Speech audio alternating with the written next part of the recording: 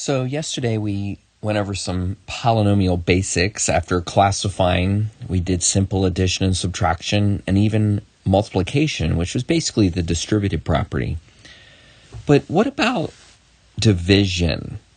Can we divide polynomials? Well, the answer is yes. And the way that we do this goes directly back to the way that we divide regular numbers, specifically when we use long division. Now, if you're saying long division? Yeah, do you remember that process? The kids in class would have done this as a warm-up today to see if they can remember how to take like 842 and divide it by 5 using long division. Maybe the first thing would be just remembering how to set that up. Now, when you use long division, you basically always look at the number you're dividing and then you go one digit at a time. You basically, you look at the 8 and you say, well, how many times can 5 go into 8? Well, hopefully you would say it can go in there one time, at least one time fully. And then you multiply these numbers together.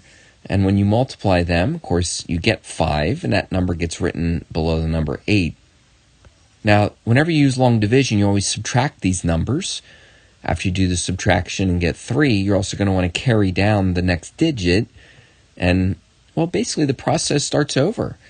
Now you're going to ask yourself, how many times can 5 go into 34? How many times can it go in? Well, it can go in 6 times, at least 6 times fully. You'll take 6 times 5, and of course you get 30, and that number gets written, recorded here, and then, well, we'll subtract. We want to make sure that we show that. That's a key step there. We'll subtract 34 and 30. You get 4. You'll carry down this 2. And then one more time, you ask yourself, how many times can 5 go into 42? And I hope you would record the number 8. Now, at this point, we realize that we get to a remainder, because when you subtract, you get a number that's too small. That is, 5 can't go into 2. So again, 2 is known as a remainder. Sometimes we write that as a remainder 2, or maybe even better, you remember that the remainder 2 gets written over the number 5, that is this 5, and creates like a fractional part of my answer. So we get 168 and 2/5. That's how many times 5 can go into 842.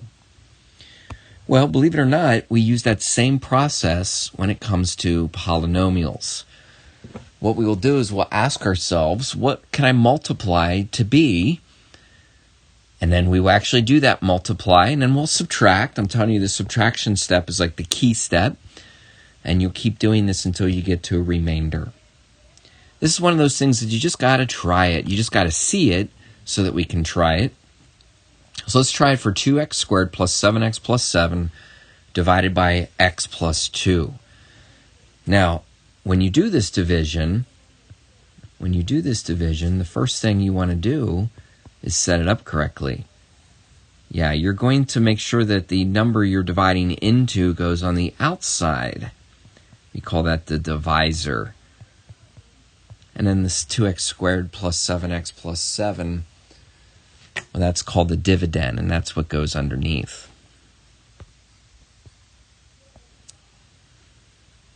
So, what multiplies to this x right here to be this 2x squared?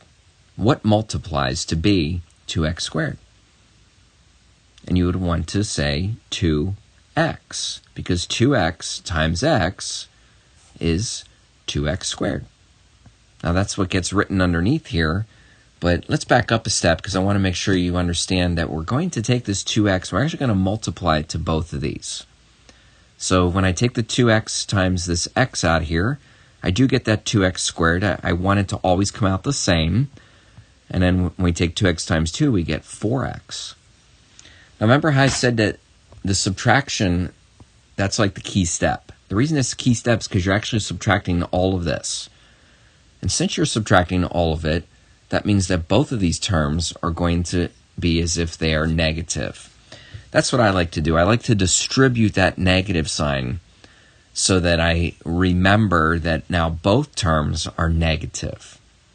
These are always going to cancel out, or that is add out, and I'm going to get, I'm going to get whatever 7x and negative 4x come out to be. That, of course, is 3x. We'll carry down the 7, and the process starts over. What's the process? The process is to ask what multiplies to be this 3x. That is, what are you going to multiply to this x to be 3x? What are you going to multiply? I hope you say 3, because 3 times x is 3x. By the way, you also take 3 times 2 and you get 6. Now, remember, I said the subtraction step, it's like the key step. That's because you're subtracting all of this. What I like to do is I like to actually carry that subtraction sign through, so that I can take 7 and negative 6, put them together to be the number 1. Now at this point, the number 1 is a remainder. We can write that as remainder 1. We can also write it as 1 over x plus 2. Both of those answers are acceptable. And we just did our first polynomial division problem.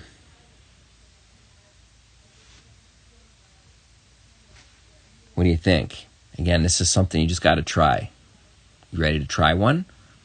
You think you can take x squared minus 2x plus 3 and divide it by x plus 5?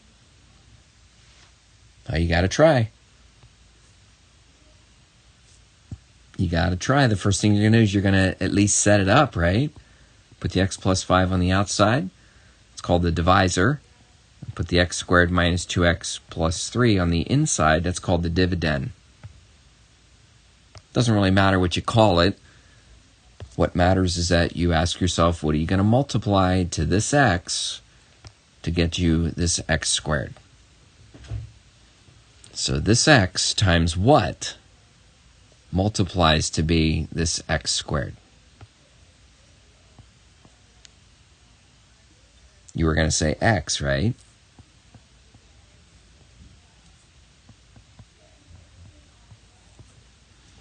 Make sure you multiply that x to both of those, and then make sure you subtract. When you subtract, these are going to cancel. That's always how it works. Negative 2x and negative 5x is negative 7x. Are you trying to do this on your own?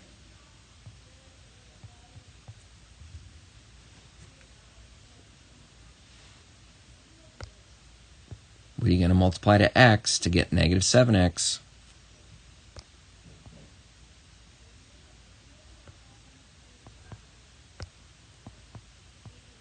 Negative 7, right? I'll take negative 7 and multiply it.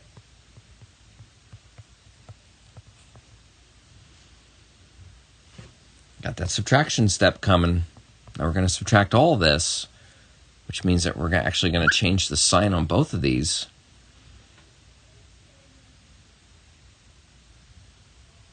And we're going to, now it looks like add, looks like we're actually going to add 3 and 35 to get 38. We're at the point that it's a remainder.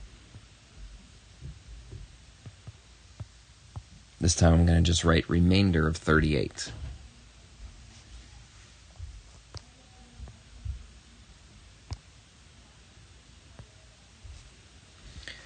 Now, it can get a little bit harder, basically if the problem gets bigger, and if there ends up being some more coefficients.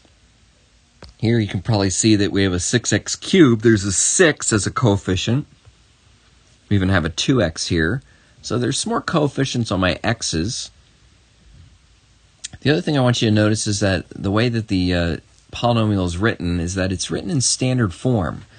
Standard form means that all the exponents are organized, highest to lowest. We call that descending order.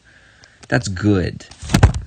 Okay, if it wasn't organized, we would have to get it organized before we set it up, before we actually start doing the division.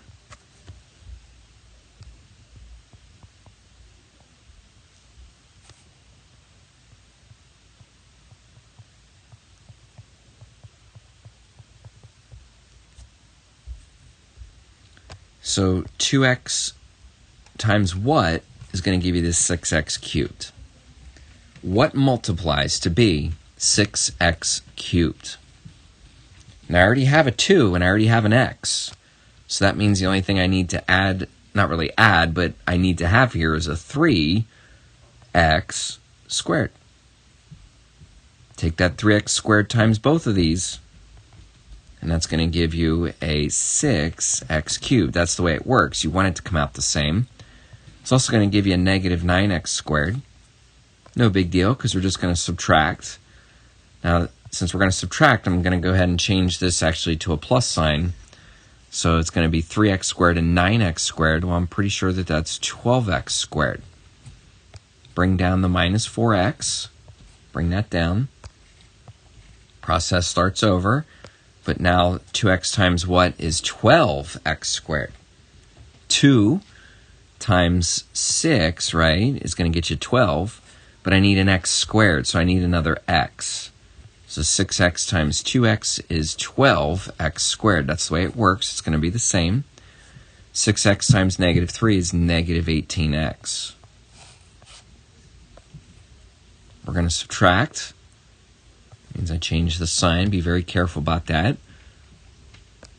Take your negative 4x and your 18x. You get 14x. Bring down the minus 12. Process starts over, right? You're just going to ask yourself, 2x times what is 14x? 2x times 7. Because 7 times 2x is 14x.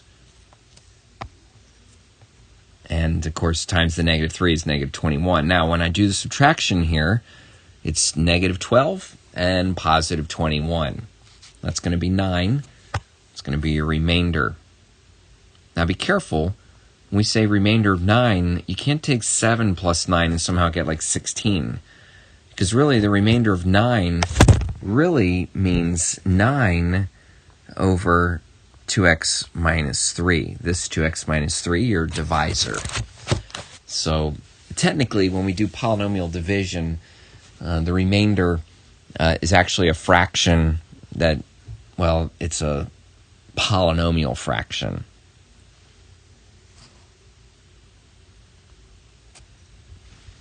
Well, if we were in class, I would give this problem as a little exit ticket. After you do this problem correctly, then I would reward you with the homework. Since you're watching the video, you really need to be disciplined just to try this problem. At this point, you should be pretty close, if not perfectly there, with your division. So see if you can divide x to the 4th minus 3x cubed minus 7x minus 14 with x minus 4. What's that you say? You feel like something's missing. Something's missing kind of in this space right here. Wait, we have an x cubed, and then it drops down just to an x. That means that we're missing an x squared. Wait a minute. How can this be? Well, simply, it can be that there is a 0x squared that is part of this polynomial, and we need to represent that 0 as a placeholder. What do we mean? We need to represent that x squared with a 0x squared for the placeholder. So it's kind of like you need each exponent represented.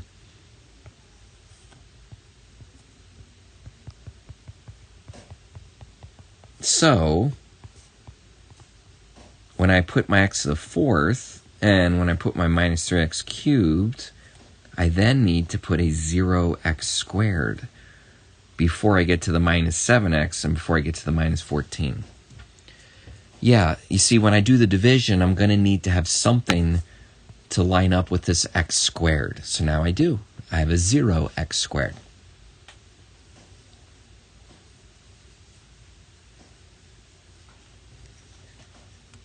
Make sure you're trying the problem. I definitely will show you. It's the only way I can really check it for you, but you got to try the problem.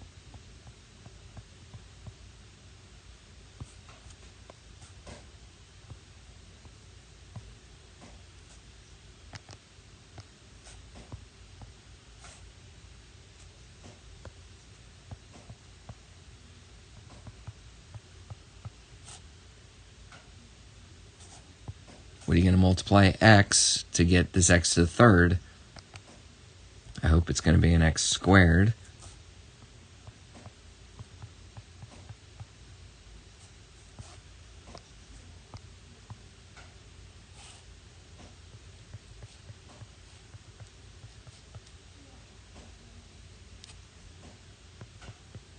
Now you need a 4x, right?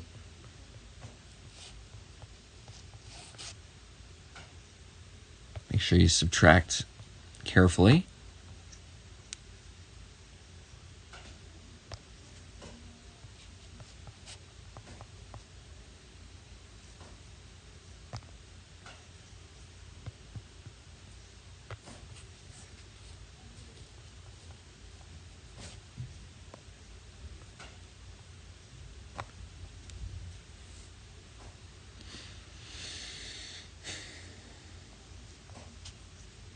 Looks like we get a remainder of 22. You just kind of double check that. Even, of course, I make mistakes. But that